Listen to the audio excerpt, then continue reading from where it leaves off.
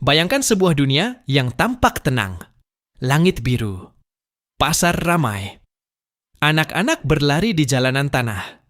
Orang-orang bercanda seolah hidup akan selalu seperti itu.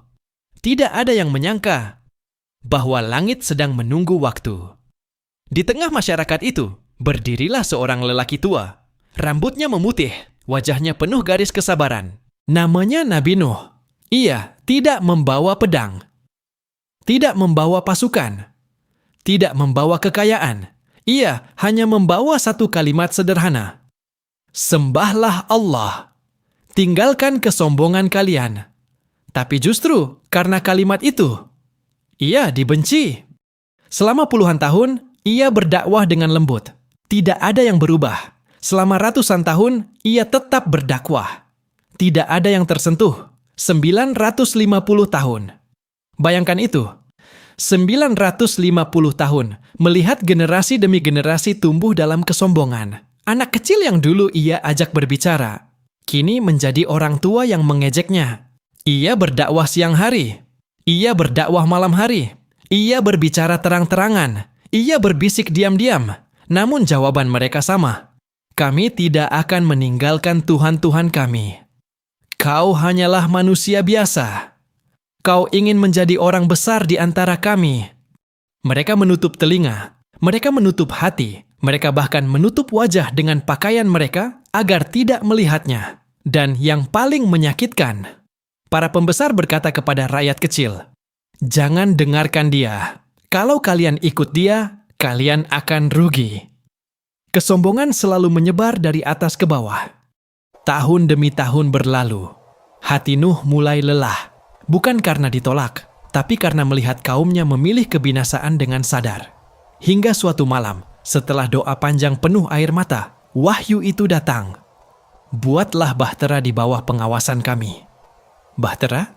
Di tanah kering. Di tempat yang tidak pernah mengenal laut. Namun seorang nabi tidak bertanya. Ia mulai memotong kayu.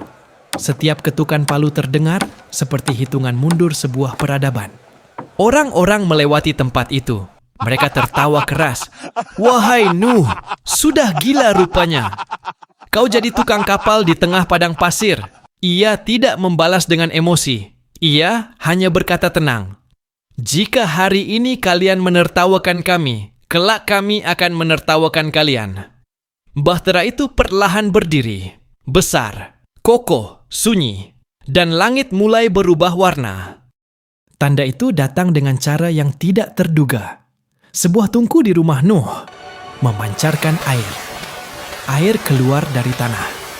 Tanah yang selama ini mereka pijak dengan sombong, kini memuntahkan peringatan. Lalu langit pecah.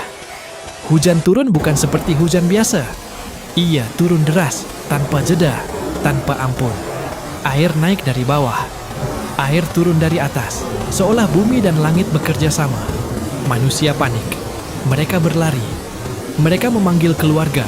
Mereka mencari tempat tinggi. Para pembesar yang dulu angkuh kini berteriak ketakutan. Tapi waktu sudah habis. Bahtera mulai bergerak. Nuh berdiri di atasnya. Hatinya tidak dipenuhi kemenangan. Ia melihat wajah-wajah yang pernah ia ajak bicara. Satu demi satu hilang ditelan air. Dan di tengah kekacauan itu, ia melihat putranya, anaknya sendiri, berdiri di tempat tinggi, mencoba menyelamatkan diri. Nuh berteriak dengan suara seorang ayah, bukan sekadar nabi. Wahai anakku, naiklah bersama kami, jangan bersama orang-orang kafir. Itu bukan teriakan dakwah, itu jeritan hati. Namun sang anak menjawab, aku akan berlindung ke gunung yang dapat melindungiku dari air. Gunung, simbol kesombongan terakhir manusia. Seolah-olah ada yang lebih tinggi dari keputusan Allah. Nuh menjawab dengan suara yang mungkin bergetar. Tidak ada yang melindungi hari ini dari azab Allah, kecuali yang dirahmatinya. Dan ombak datang. Bukan ombak kecil, tapi seperti dinding raksasa yang memisahkan ayah dan anak selamanya. Seketika, ia hilang. Bayangkan, seorang nabi, seorang ayah, melihat darah dagingnya tenggelam. Azab bukan hanya menghancurkan kota, ia juga menghancurkan hati. Air terus naik, rumah-rumah hancur. Berhala-berhala yang mereka banggakan hanyut tidak berdaya. Tidak satu pun bisa menyelamatkan pemujanya. Langit gelap, jeritan berubah menjadi sunyi. Bahtera terapung di atas kuburan dunia. Nuh duduk dalam diam. Ia berdoa, "Ya Rab, sesungguhnya anakku termasuk keluargaku." Jawaban itu datang tegas. "Wahai Nuh, ia bukan termasuk keluargamu. Ia bukan orang yang beriman." Disitulah pelajaran paling pahit turun. Iman lebih tinggi dari hubungan darah. Hari demi hari berlalu, air akhirnya surut atas perintahnya. Wahai bumi, telanlah airmu. Wahai langit, berhentilah. Dan semuanya berhenti.